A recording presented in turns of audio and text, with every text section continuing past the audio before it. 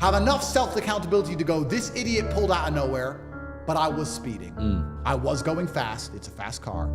I'm gonna fix the car. I'm gonna get it sorted. I'm gonna pay for it. If a woman crashes the car, that's not what you're gonna hear. It wasn't my fault, you don't understand, it wasn't me. He pulled out and I didn't do anything wrong and he pulled out. And I'm like, well, how are you gonna fix it? I'm not gonna fix it because he pulled out and I didn't know. Why are you yelling at me? This isn't my fault. And I'm left with a mess. So why am I letting her car in the first place? I'm left with a mess and she's gonna say it's not her fault. She'll crash into a tree by herself and it wasn't her fault. The tree did something. Bro, it's clown world. So anyone who's not self-accountable, I don't trust. So back to, let's avoid the women's subjects, always gets me in trouble. Back to men, if you're a man who's not self-accountable, I don't trust you. So if you're a man who's making a mistake as permanent as not being able to speak and convey your ideas correctly, well then I don't trust you as a person. And that's probably the best thing about money. People often ask me what the best thing about being rich is. And there's not much that's good. Private jets are good because it's convenient. It's like getting an Uber. There's no airport garbage. Supercars are fun, I love supercars. But most other rich stuff is garbage. Like caviar's crap, champagne's crap. What do rich people do? Golf, I tried caviar croquet, one time and I thought it was disgusting. It's all shit. Yeah. I don't like, one of the best things about being rich is I don't have to talk to anyone I don't want to talk to. If someone comes to me and goes, Andrew, we can make a lot of money together, but I think they're a nerd, that's what I talk to them. It's great. I don't want your money. I would rather not have money than sit and talk to a nerd. You're a dork. Oh, you're a vegan. Get fucked. Oh, but we'll make money. Don't care. I don't want the money. I am principled now, which goes back into my earlier point about why I want my fans to have money, because if you have money, you're principled. If you're a brokey, you'll sell your soul, which is why I don't want my fans to be broke. That's why I have the real world so they can join and make money, because if you are broke, you will say, I'm not a fan of Andrew if it benefits you financially, which means you're no good to me in a war because now you're a traitor. I don't want that.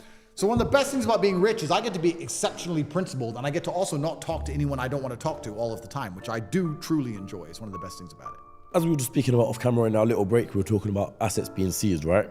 So Romania, here you had a load of cars. You had supercars, M5s, tuned cars, all that sort of stuff. And they took all of them, right? Yeah. Correct me if I'm wrong, but they've still got at them. They've still got them now, yeah, currently. And we're in court to try and see if the seizure is legal. Because the law, as we discussed earlier, isn't subjective, of course, and it's not dependent on how famous you are. Of course, it's very fair. So we're going to discuss that. And if I get them back, that would be nice. And if I don't, it doesn't matter because I have 40 more. So. And you're still buying cars, and once again, correct me if I'm wrong, but I heard you say that they're trying to seize the new assets that you're buying. Like, for example, you pull up an SF90. Yeah, they are. It's very interesting. I do still find it strange that as we speak, right now, there are people in a room somewhere trying to destroy my life. Think about that. I hope none of you are in that position yet, because you'll get famous and rich enough and it'll come. And I hope none of you are in this position yet. Maybe you are and you don't know. As we speak right now, there are people who are paid a wage in a room somewhere on earth looking at me thinking, how do we wreck his life? How do we take his stuff and put him in jail? That's kind of a scary thought, no? Isn't that kind of crazy? If you knew there was 10 professionals in a room trying to destroy you. So I'm sure they're trying to take my car and my fancy watch, but they can't take my charisma or good looks. So it is what it is. But you have to find ways to protect yourself legally, which I've done my very best to do. But yeah, they tried to take my new cars I acquired after my prison sentence. And you know what? I'm not even emotional about it, because I have two schools of thought when it comes to things like this. Part one is I'm too principled a man to be involved in a matrix attack. So if I was a prosecutor and they came to me and said, put this man in jail, I'd sit and say, well, I don't want to, because I know this is a matrix attack and I know he doesn't deserve it, and they're only being attacked because of his massive fame and influence. Unless the prosecutor's part of the matrix as well. Exactly. I'm principled, but most people aren't principled. Or even if they have any degree of principles, because they need to pay the mortgage, because they have to do as they're told for their job to pay their bills, everything I discussed earlier. They're not free, so they have to. So part of me is, well, I'm too principled to ever do this to me, but I kind of understand why they do it. And then part of me is far more spiritual about it all and just kind of understands that since the dawn of human time, every king everywhere has been at war. If you have a kingdom, there are people who are even if you're not directly at war, there are people who are testing your borders. There are border bandits coming across the border and raiding the small villages along the fringes of your empire, stealing gold, trying to see how fast your army can react. You're constantly under attack. There's never been a king who got to draw his lines and just got left alone. Yeah. Don't work like that. It doesn't work that way. So if you want to be a king, you have to have war. So part of me understands why they're doing it. I don't know. I still find it so strange. Me and Tristan will sit there and go, isn't it weird?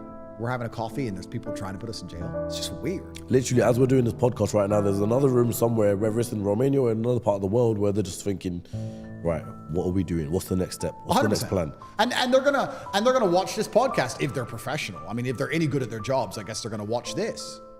And I find that so interesting. It's like, hi guys, and you think I'm a criminal and I'm not, and see you in court. It's really weird to me.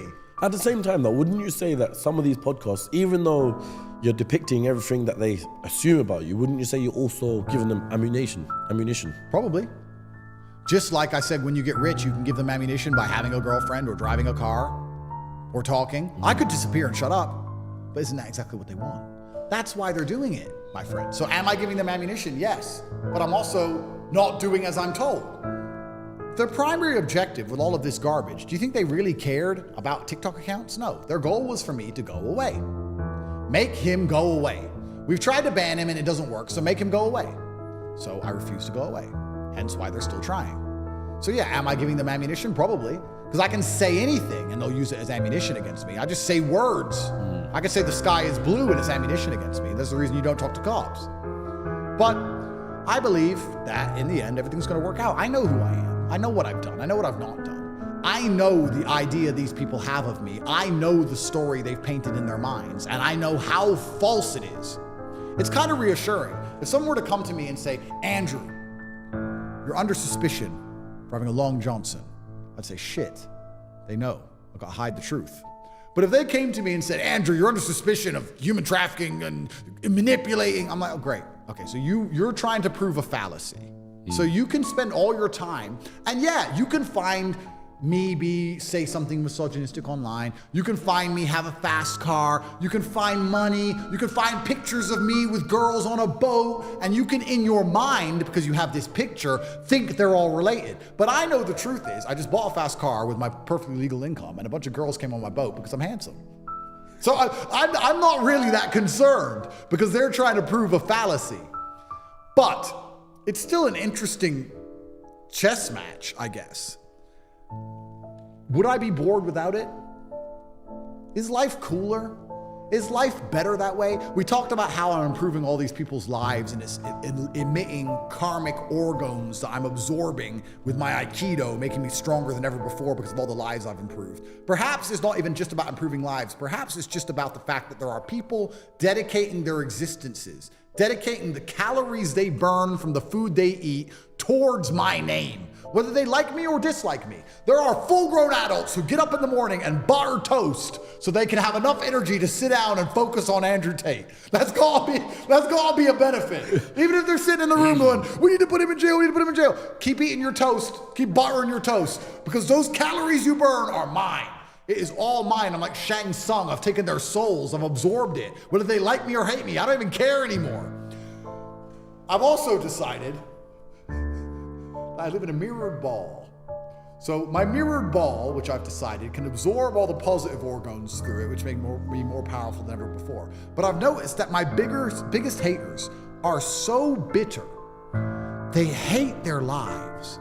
Because when you hate somebody, you're the one who swallowed the poison. If they don't care whether you exist or not, they win, right? Apathy is a superpower. My haters try and send negative energy my way, and it just bounces right back and ends up in their heart. Because they're like, he's a bad guy. And then everyone loves me and my life is fantastic. And they get mad about that fact. And they end up just hating their lives. It's funny because, it's so funny because one of the guys, a guy I speak to here and there, not like a great friend or anything, but he's not a fan of you. People don't have to agree with everything I say. They don't have to like everything I say. They don't have to like everything about me. I think that's the true mark of a professional. Like, I can sit with somebody and hate 95% about them, but the 5% I do like is valuable enough for me to sit with them. I can sit with people who I think are idiots in many, or I disagree with in many regards. However, they have that one attribute that makes them worth speaking to. To sit and say, Andrew Tate, oh, he's disgusting. He said women can't park. So you don't want to listen to anything I say about motivation as a world champion athlete, or mindset as a billionaire, or business, or finance. You don't listen to any of that because you're upset that I said women can't park. Well, then you're a dummy. Well, then you're a dummy, right? Because firstly, women can't park, and secondly, But you're too stuck on the hatred bit for you to learn anything. these are bitter, hate-filled people. Hate. I know it's a bit of a cliche, but it's true. Hate never comes from above. If I've ever been unfortunate enough to see the face of one of my haters, I totally get it. I'm like, bro, I get it. I totally get it. I remind you of the guy who picked on you your whole life. I get it. I'm big and cool and strong and smart and you're a dork. I totally understand. Anyone on Twitter, these anon accounts who hate me, etc. Bro, I get it. They are nobodies. Nobodies. And they can't pay their bills and they're sad. And they try and attack me with it. But maybe what's the word I'm looking for? Is it petty? Is it immature? I'm not sure, but when I see these little nerds, like, I hate you so much, it just makes me happy. I don't know, I'm just like, I want to say I'm just like, I love it. I'm like, I know you do. If you're not hated, if you don't have haters, what have you achieved? If there's no one on earth who doesn't dislike you, then you must not have an opinion. You must just be neutral, like goo. You can be the best thing on earth. You can be T-bone steak. Somebody's gonna not like T-bone steak. Most people do, but there's always gonna be someone who doesn't. Yeah. Maybe you can become some form of gloopy porridge in the middle that no one likes, no one hates. You're gloopy porridge. It's just there. But if you want to be T-bone, there's gonna be some idiot who comes along and goes, oh, this is terrible. There's gonna be some idiot. The world's full of idiots, that's fine. But I'd be very concerned if I didn't have haters. And I'd be very, very worried if the MSM weren't trying to attack me. I kind of feel like that's the perfect proof that I'm on the right path. And I also find it quite flattering that these governments, with all of their problems, of course they don't care about the people, but they'll divert genuine resource to trying to destroy my influence. I find that quite flattering. That means I must be effective. I must be doing a good job telling men to go to the gym and don't listen to the bullshit. So yeah, it's very interesting. What do you imagine the world to look like in 5-10 years time? As I mentioned earlier on, you got AI and you got the Apple Vision Pro, and eventually they're going to come out with sunglasses like the ones you're wearing now that have every little thing that you need to see in front of you. So what do you imagine the world to look like? Is it a scary place, or is it a thing of where it's interesting? It's a good question. And I'm going to tell people how I came to my answer. I think the best way to predict the future is to study history. I believe in times of old, let's go back the last 3,000 years. If you were a king, your life was pretty good. Or it was as good as life could be. To be a king, you had power, influence, money. That's what you had, and you were a king, and you lived a good version of life. If you weren't a king, you were an average man, a common man. And I think the world is cyclical. When you were a common man 2,000 years ago, you were effectively a slave, and life was terrible. And then that was the same all the way up to perhaps the 1930s, 1940s. Being a common man was pretty terrible. And perhaps it was the war and the massive loss of life. Perhaps it was something else, I'm not sure. But I kind of feel like there was a golden period between in the 50s to 60s to 70s to 80s, maybe even the 90s, where being a normal, hardworking man, because life is cyclical, went from being a terrible existence to quite a good existence. In the